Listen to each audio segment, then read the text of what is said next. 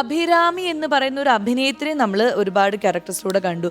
പക്ഷേ dubbing artist എന്ന രീതിയിലും കുറേ ആക്ട്രസിന് സൗണ്ട് നൽകിയിട്ടുണ്ട്. അതെ. അപ്പോ അതേത് വിശ്വരൂപത്തിലാണല്ലേ കമലഹാസൻ സാർ? ഞാൻ ആക്ച്വലി ഡബ്ബിങ് ചെയ്ത് തുടങ്ങിയത് ഞങ്ങൾ സന്തോഷാണ് എന്ന മൂവിയിലാണ്. അത് സ്വന്തം അല്ല, സീന ആന്റണിക്ക് വേണ്ടിയാണ് ഞാൻ ഡബ് ചെയ്തത്. അത് ശരി. അപ്പൊ സ്വന്തമായിട്ട് ആര് ചെയ്തു?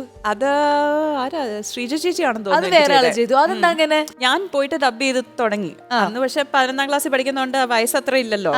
അപ്പം ഡബ് ചെയ്തപ്പോഴത്തേക്ക് സേനൻ സാർ ഒരു 2 റീല് കണ്ടതിന് ശേഷം പറഞ്ഞു, മോളെ നിന്റെ വോയിസിന് ആ ഒരു ഗാംഭീര്യം ഇല്ല, കൊച്ചുകുട്ടിയുടെ വോയിസ് ആണെന്ന് കേട്ടാ അറിയുന്നുണ്ട്. ഈ ക്യാരക്ടർ കുറച്ചൊന്ന് പിടിച്ചു നിൽക്കണമെങ്കിൽ കുറച്ചുകൂടെ മെച്യൂരിറ്റി ഉള്ള വോയിസ് വേണമെന്ന് പറഞ്ഞു. അപ്പൊ പറഞ്ഞു എനിക്ക് വളരെ ഐ വാസ് സോ അൺഹാപ്പി. അയ്യോ നമുക്ക് ചെയ്യാൻ പറ്റിയില്ലല്ലോ എന്ന് പറഞ്ഞു, വളരെ സാഡായി. അപ്പൊ പറഞ്ഞു എന്നാ നീ ഒരു കാര്യം ചെയ്യുക, നീ സീനയ്ക്ക് വേണ്ടി ഡബ് ചെയ്യുക, അനിയത്തി കുട്ടിക്ക് വേണ്ടി ഡബ് ചെയ്യുക, അപ്പൊ അത് ശരിയായിക്കോളും എന്ന് പറഞ്ഞിട്ട് then I was പിന്നെ സമാധാനമായി.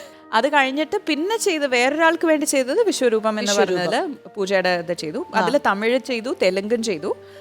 പിന്നെ ഉത്തമ വില്ലൻ എന്ന് പറഞ്ഞാൽ അതും കമൽ സാറിന്റെ തന്നെ മൂവിയാണ്. അതിലും പൂജയ്ക്ക് വേണ്ടി തന്നെയാണ് ചെയ്തത്. പിന്നെ അല്ലാതെ ഞാൻ വോയിസ് ഓവേഴ്സ് ചെയ്യാറുണ്ട്, ആഡ് ഫിലിംസിന് വേണ്ടി അത് ചെയ്യാറുണ്ട്, കോർപ്പറേറ്റ് വീഡിയോസിന് വേണ്ടി ചെയ്യാറുണ്ട്.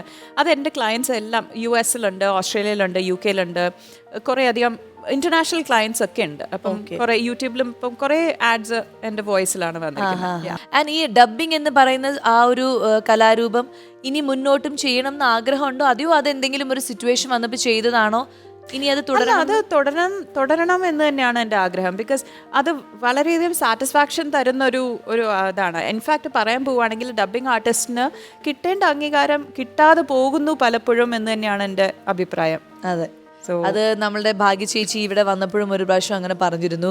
ഒരുപാട് ഇങ്ങനത്തെ ബുദ്ധിമുട്ടുകളിലൂടെ ഫേസ് ചെയ്തു അവര്. ഇപ്പോഴും നമ്മൾ ഭാഗ്യലക്ഷ്മി എന്ന് പറയുന്ന ആളെയാണ് നമുക്ക് കൂടുതൽ ഓർമ്മ. കാരണം ഭാഗ്യ ചേച്ചിയാണ് ഫൈറ്റ് ചെയ്യുന്നത്. ബാക്കി ഒരുപാട് ടാലന്റഡ് ആയിട്ടുള്ള ഡബിങ് ആർട്ടിസ്റ്റുകളുണ്ട്. പക്ഷെ വേണ്ടത്ര അംഗീകാരം കിട്ടാതെ അവർക്കൊരു വലിയ വലിയ അവാർഡ്സ് എടുത്ത് നോക്കുവാണെങ്കിൽ ബെസ്റ്റ് ഡബിങ് ആർട്ടിസ്റ്റ് എന്നുള്ള അവാർഡ് എത്ര ഇതിലുണ്ട്? വളരെ കുറവല്ലേ. ശരിക്കും അവർക്കാണ് കിട്ടേണ്ടത്. നമ്മൾ പറയുന്ന പോലെ 50% ആക്ടിങ് ആൻഡ് 50% ഡബിങ് എന്നുള്ളതാണ്. 50 പോലും അല്ല, ചില സമയത്തിൽ അത് 80-20 വരെ ആവുന്ന സന്ദർഭങ്ങളുണ്ട്.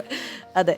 അപ്പോൾ എന്തായാലും ആ ഒരു മേഖലയിലും ഇനിയും ഒരുപാട് നല്ല ക്യാരക്ടേഴ്സിന് സൗണ്ടിലൂടെ ജീവൻ കൊടുക്കാൻ സാധിക്കട്ടെ. Thank you. അപ്പോൾ എന്തായാലും നമ്മുടെ വിശേഷങ്ങളിൽ നിന്ന് ഒരു ചെറിയ ബ്രേക്ക് എടുത്തിട്ട് നമുക്കൊരു റാപ്പിഡ് ഫയർ സെക്ഷനിലേക്ക് പോവാം. കുഴപ്പിക്കുന്ന ചോദ്യമൊന്നുമില്ലല്ലോ അല്ലേ? ഇല്ല, കുഴപ്പിക്കുന്ന ഒരു വെടിക്കെട്ട് ചോദ്യാവലി ഞാൻ ഇവിടെ തയ്യാറാക്കിയെടുത്ത്. ലൈഫിൽ ഏറ്റവും കൂടുതൽ സ്വാധീനിച്ച വ്യക്തി? കമൽഹാസൻ സാർ. പ്രൊഫഷണലി പറയുകയാണെങ്കിൽ, പേഴ്സണലി പറയുകയാണെങ്കിൽ അച്ഛനും അമ്മയും. ഓക്കെ. ഇനി ലൈഫിൽ ഏറ്റവും കൂടുതൽ വെറുക്കുന്ന 2 കാര്യം? ആൾക്കാരെ ഒരുമാതിരി പുച്ഛിക്കുന്നത് എനിക്കിഷ്ടമല്ല, ഫ്രണ്ട്ഷിപ്പില് ചതിക്കുന്നത് ഇഷ്ടമല്ല. ഓക്കെ. ഇനി ലിവിങ് ടുഗെദറിനെ കുറിച്ച് നിങ്ങളുടെ അഭിപ്രായം?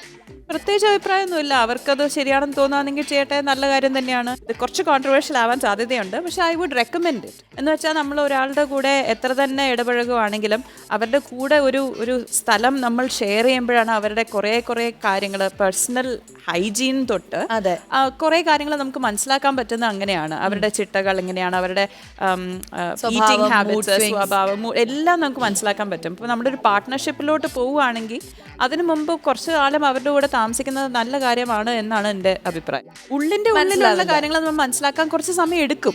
അത് ലിവിങ് ടുഗദറിന്റെ ആ ഒരു സിറ്റുവേഷനിൽ നടക്കുവാണെങ്കിൽ നടക്കട്ടെ, അത് വർക്ക്ഔട്ട് ആവുകയാണെങ്കിൽ ആവട്ടെ. ഇല്ലെങ്കിൽ 2 പേര് തമ്മിൽ യോജിപ്പില്ലെങ്കിൽ എന്തിനാണ് ചുമ്മാ കൂടെ പോകുന്നത്?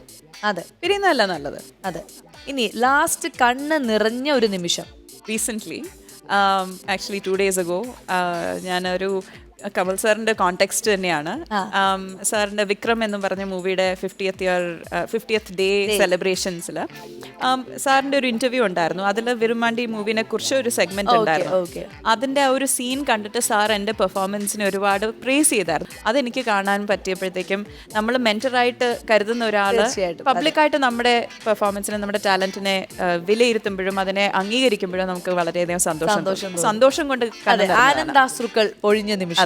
ഇനി സിനിമയിൽ കഴിവാണോ അതോ സൗന്ദര്യത്തിനാണോ പ്രാധാന്യം? കഴിവിനായിരിക്കണം പ്രാധാന്യം, പക്ഷേ പലപ്പോഴും അങ്ങനെ ആവാറില്ല. അതാണ്.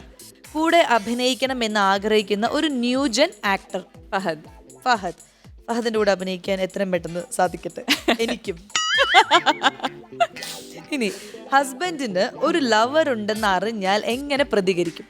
ലവർ ഉണ്ടാവണമെങ്കിൽ നമ്മുടെ റിലേഷൻഷിപ്പിൽ എന്തെങ്കിലും ഒരു പാകപ്പഴം ഉണ്ടാവണമല്ലോ.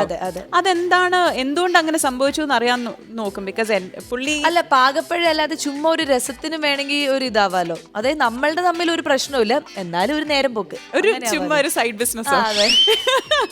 അങ്ങനെയാണെങ്കിലോ ഇല്ല, അതിനോട് യോജിപ്പില്ല. അതായത് ഉണ്ടെന്ന് അറിഞ്ഞാൽ നമ്മൾ അതിൽ നിന്ന് മൂവ് ഓൺ ചെയ്യും. വേണ്ട മോളെ, ഈ എപ്പിസോഡ് ഹസ്ബൻഡ് കാണുമില്ലെങ്കിൽ ഒന്ന് മാറ്റിയിരുത്തേരട്ടോ, അതിട്ട് കാണിപ്പിക്കണ്ട. അടുത്ത ജന്മത്തിൽ ആരായി ജനിക്കാനാണ് ആഗ്രഹം? എനിക്ക് മിഷൽ ഒബാമേനെ ഭയങ്കര ഇഷ്ടമാണ്. അവരുടെ ആത്മകഥ ഞാൻ വായിച്ചിട്ടുണ്ട്. അവരെ കുറെ അധികം ഫോളോ ചെയ്യുന്നുണ്ട്, ഇൻസ്റ്റാഗ്രാമിൽ ഫോളോ ചെയ്യുന്നുണ്ട്. അത് ഐ ഫോളോഡ് ഹെർ കരിയർ എല്ലാം ചെയ്തത്. എനിക്ക് ഭയങ്കര അഡ്മിറേഷൻ തോന്നുന്ന ഒരു സ്ത്രീയാണ് അവര്. അപ്പൊ ആ ഒരു ജീവിതം ജീവിച്ചു നോക്കണം എന്നുള്ളൊരു ആഗ്രഹമുണ്ട്. ഓ, അടിപൊളി. ഇനി ഞാൻ വേറൊരു ചോദ്യം ചോദിക്കാം. അതായത് എന്തെങ്കിലും ഒരു കാര്യം ചെയ്യണം എന്ന് ആഗ്രഹിച്ചിട്ട് അത് നടക്കാതെ പോയ, അതായത് സിനിമ അങ്ങനെ എന്തെങ്കിലും സിനിമ ഉണ്ടായിട്ടുണ്ടോ? ഉണ്ട്, പറഞ്ഞിട്ടുണ്ട് ഇതിനെ കുറിച്ച്. തെങ്കാശിപട്ടണം എന്ന മൂവി എനിക്ക് ചെയ്യാൻ പറ്റാതെ, സംയുക്തല്ല, ഗീതുവിന്റെ റോളായിരുന്നു എനിക്ക് പറഞ്ഞിരുന്നത്. ഡേറ്റ്സ് കാരണം അത് ചെയ്യാൻ പറ്റാണ്ടേ പോയിട്ടുണ്ട്. പിന്നെ 1-2 ഉള്ളത്. നമ്മുടെ മമ്മൂക്കയുടെ കൂടെ മലയാളത്തിൽ അഭിനയിച്ചിട്ടില്ല അല്ലെ? മലയാളത്തിലില്ല, തമിഴിൽ ചെയ്തു, കാർമേഘം. പക്ഷെ മലയാളത്തിൽ അദ്ദേഹത്തിനോട് അഭിനയിക്കാൻ പറ്റിയിട്ടില്ല.